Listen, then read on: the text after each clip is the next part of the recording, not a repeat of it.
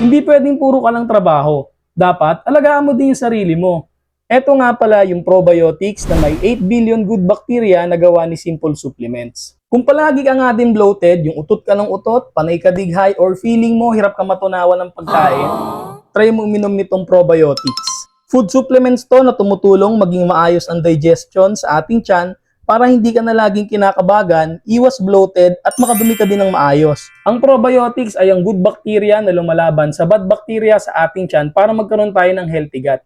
Ang gut health is yung kabuuang bituka natin. So dito na pupunta lahat ng kinakain natin sa bituka. So nandito din lahat ng mga bad bacteria. Kapag marami tayong bad bacteria sa sikmura natin, malapit tayo sa digestive issues like diarrhea, bloating at marami pang iba.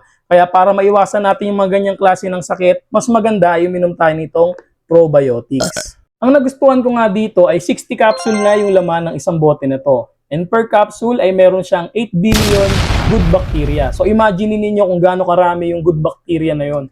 So talagang walang kalaban-laban yung mga bad bacteria dyan sa tiyan mo, lalo na kung aaraw-arawin mo yung pag-inom nito. And kagandahan dito is meron na siyang kasamang inulin. Yung inulin is yung prebiotics na pagkain ng good bacteria para mas dumami pa sila sa ating tiyan. Actually, hindi talaga ako mahilig bumili ng food supplements sa online. Pero na-convince ako nito kasi upon checking, FDA registered na siya. Pwede nyo rin i-check yan sa portal nila para mawala yung doubt ninyo and ma-convince na rin kayo kung gaano kaganda yung produkto nila.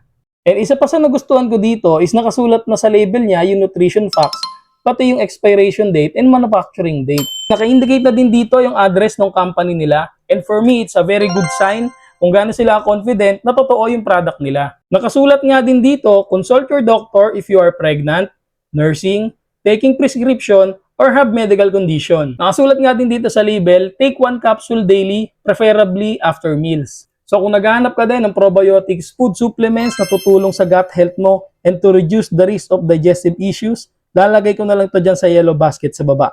Click mo na yan, then check out mo na. Salamat!